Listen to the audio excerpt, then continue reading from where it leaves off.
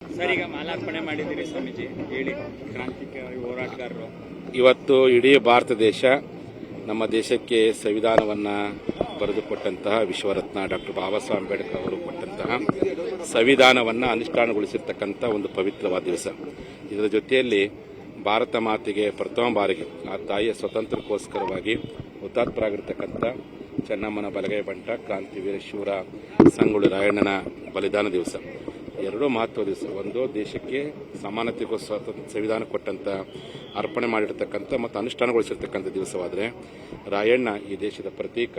ಆ ಮೂಲಕವಾಗಿ ಇವತ್ತು ಆ ಮಹಾನ್ ವ್ಯಕ್ತಿಗಳಿಗೆ ನಾವೆಲ್ಲರೂ ಗೌರವ ನಮನವನ್ನು ಸಲ್ಲಿಸಿದ ಮೂಲಕವಾಗಿ ನಮ್ಮ ದಕ್ಷಿಣ ಭಾರತ ಹುಟ್ಟಿರ್ತಕ್ಕಂಥ ರಾಯಣ್ಣನನ್ನ ಇಡೀ ದೇಶಕ್ಕೆ ಪರಿಚಯಿಸುವಂತೆ ಎಲ್ಲರೂ ಕೂಡಿಕೊಂಡು ಮಾಡಬೇಕಾಗಿದೆ.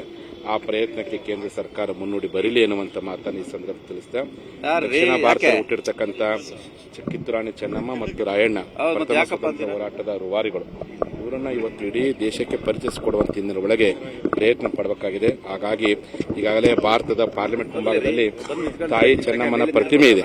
ಅದರ ಜೊತೆಯಲ್ಲಿ ತಾಯಿಯ ಬಲಗೈ ಭಟ್ರಾಗಿರ್ತಕ್ಕಂಥ ರಾಯಣ್ಣನ ಪ್ರತಿಮೆ ಅನುಷ್ಠಾನಗೊಳಿಸಲಿಕ್ಕೆ ಕೇಂದ್ರ ಸರ್ಕಾರ ಮುನ್ನಾಗಲಿ ಅಂತೇಳಿ ಸಂದರ್ಭ ನಾನು ಬಯಸ್ತೀನಿ. ಸರ್, ಬಾರಿ ನೀವು ತಾವು ಹೋರಾಟಗಳು ನಿರಂತರವಾಗಿದೆ ಸರ್. ಎಲ್ಲಿಗೂ ಹೋರಾಟ, ಎಷ್ಟುವರೆಗೆ ಈಗ ನೀವು ಹೋರಾಟವನ್ನು ಮಾಡ್ತೀರಾ? ನಿಮ್ಮ ಹೋರಾಟ ಅರಣ್ಯ ರೋಧನ ಆಗಿದೆಯಲ್ಲ ಸರ್? ಎಂದ್ರೆ ಈಗಾಗಲೇ ಸನ್ಮಾನ್ಯ ಮುಖ್ಯಮಂತ್ರಿಗಳು ತಾಯಿ ಮೇಲೆ ಆಣೆ ಮಾಡಿ ನಮಗೆ ಮೋಸ ಮಾಡಿದ್ರು. ಆ ಒಂದು ಮೋಸದಿಂದ ನೊಂದಂತ ನಮ್ಮ ಜನ ಅವ್ರ ಮನೆ ಮುಂದೆ ಬಹಳ ದೊಡ್ಡ ಸ್ಟ್ರೈಕ್ ಮಾಡಿ ಹೈವೇ ರೋಡ್ ಬಂದ್ ಮಾಡಿ ಅವತ್ತೇ ತೀರ್ಮಾನ ಮಾಡಿದ್ವಿ. ಇನ್ನು ಮುಖ್ಯಮಂತ್ರಿ ಜೊತೆಲಿ ಮಾತುಕತೆ ಮಾಡೋದ್ರಿಂದ ಪ್ರತಿ ಸಲ ಸುಳ್ಳು ಹೇಳ್ತಾರೆ. ಇನ್ನೇನಿದು ದೇಶದ ಪ್ರಧಾನಮಂತ್ರಿಗಳು ಮೊರೆ ಹೋಗೋಣ, ಅವ್ರ ಮುಖಾಂತರ ನ್ಯಾಯ ಪಡೋಣ ತಿಳ್ಕೊಂಡು ಜನವರಿ 14ನೇ ತಾರೀಕು ಸಂಕ್ರಾಂತಿಯಿಂದ ನಾನು ಸತ್ಯಾಗ್ರಹ ಶುರು ಮಾಡಿದ್ದೀನಿ. ನನಗೆ ವಿಶ್ವಾಸ ಐತಿ 90% ಮುಖ್ಯಮಂತ್ರಿಗಳು ಸುಳ್ಳು ಹೇಳಿ ನಮ್ಗೆ ಕೈ ಕೊಟ್ಟಾರೆ. ಪ್ರಧಾನಮಂತ್ರಿಗಳ ಮೇಲೆ ನಮಗೆ ವಿಶ್ವಾಸ ಐತಿ. ನಾನೀಗ ಪ್ರಧಾನಮಂತ್ರಿಗಳು ಪತ್ರ ಬರೆದೀನಿ. ಮತ್ತು ಅಮಿತ್ ಶಾ ಅವ್ರ ಮೇಲೆ ವಿಶ್ವಾಸ ಐತಿ, ಅವರಿಗೆ ಪತ್ರ ಬರೆದೀನಿ. ಈಗಾಗಲೇ ಕೇಂದ್ರ ಸರ್ಕಾರದ ಮೂಲಕವಾಗಿ ಎಲ್ಲೇ ಒಂದು ಕಡೆ ನಮಗೆ ಸ್ಪಂದನೆ ಸಿಗ್ತಾ ಇದೆ.